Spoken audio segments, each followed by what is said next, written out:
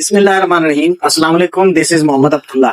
नाजरीन, आज हम लोग हमारी जो एक किताब है, एक फजीलत वाली किताब, जो हमारे आखिरी नबी खातमुन नबीय्यीन हजरत मोहम्मद सल्लल्लाहु अलैहि वसल्लम पर नाजिल हुई है, उसके बारे में मुख्तसरन बात करेंगे। नाजरीन, एक आम सी मिसाल देकर मैं आपको समझाता हूँ कि जब हम कोई इलेक्ट्रॉनिक चीज लेते, इलेक्ट्रॉनिक डिवाइस लेते, तो उसके साथ छोटी सी एक नोटबुक होती है, इंस्ट्रक्शन उस पे लिखी होती है कि आप इसको इस तरह यूज करेंगे तो ये ठीक चलेगी, इसकी लाइफ बढ़ेगी, ये मशीन खराब नहीं होगी, ये डिवाइस खराब नहीं होगी, इसमें कोई फॉल्ट नहीं आएगा। लेकिन अगर आप इसके बरअक्स जो है वो काम करेंगे तो आपकी ये डिवाइस, ये मशीन, ये इलेक्ट्रॉनिक चीज जो है ये खराब हो जाएगी। अब अल्लाह ताला ने जब इंसान को इस दुनिया में पैदा किया है तो हमारे लिए भी अल्लाह ताला ने एक इंस्ट्रक्शन नोटबुक दी है। वो क्या है? वो है कुरान मजीद। अल्लाह ताला ने उसमें लिखा है कि हमने अपनी जिंदगी किस तरह गुजारनी है, किस तरह नहीं गुजारनी, सारी बात अल्लाह ने इस कुरान मजीद में उतार दी है। और जब अल्लाह ने ये कुरान हजरत मोहम्मद सल्लल्लाहु अलैहि वसल्लम पर नाजिल फरमाया, तब अल्लाह ने कुरान मजीद में ये भी फरमाया हुआ है कि ये किताब मेरी है और इसकी हिफाजत भी मैं खुद करूंगा। अब इसकी हिफाजत का जिम्मा भी अल्लाह ताला ने खुद ले रखा है और क़यामत तक ये किताब महफूज रहेगी और इसमें कोई शक व शुबा वाली बात नहीं है। जो बात है वो 100% ठीक है, दुरुस्त है।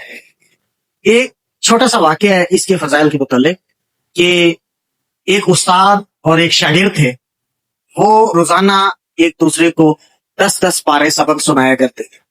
पहले उस्ताद 10 सिपारे सुनाता था, फिर शागिर्द 10 सिपारे सुनाता था। अब उनका यह जिंदगी का मामूल बन चुका था, रोजाना रूटीन बन गई थी उनकी। वो डेली 10-10 सिपारे एक दूसरे को सुनाते थे। एक दिन ऐसा हुआ कि उस्ताद फौत हो गए।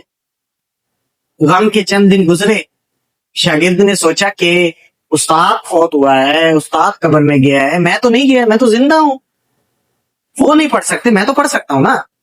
वो चले गए कब्र पर। शागिर्द अपने उस्ताद की कब्र पर गया है।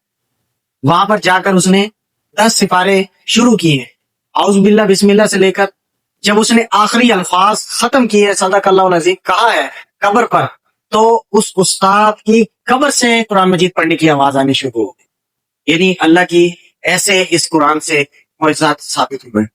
ये ऐसी अल्लाह की फजीलत वाली किताब है जो हमें इस दुनिया में दिखा देती है, ऐसे प्रूफ करके बता दिया है कि ऐसा सबूत दिया है कि ये बिल्कुल सच्ची किताब है, इसमें किसी किस्म की कोई शक शुबा वाली बात नहीं है।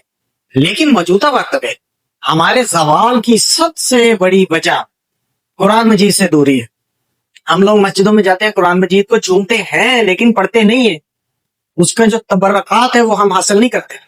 बस वैसे दूर से ज़ियारत कर ली, चूम लिया, बस ये हमारा काम है। हम दीन इस्लाम से, कुरान की तालीमात से दूर होने हैं। हमारी जिंदगी जो है वो तबाही के किनारे पर खड़ी हो चुकी है। तो नाजरीन, इसी के रिलेटेड एक और मैं आपको बात बताता हूँ कि एक माँ थी गरीब, उसका बेटा बाहर गया हुआ था।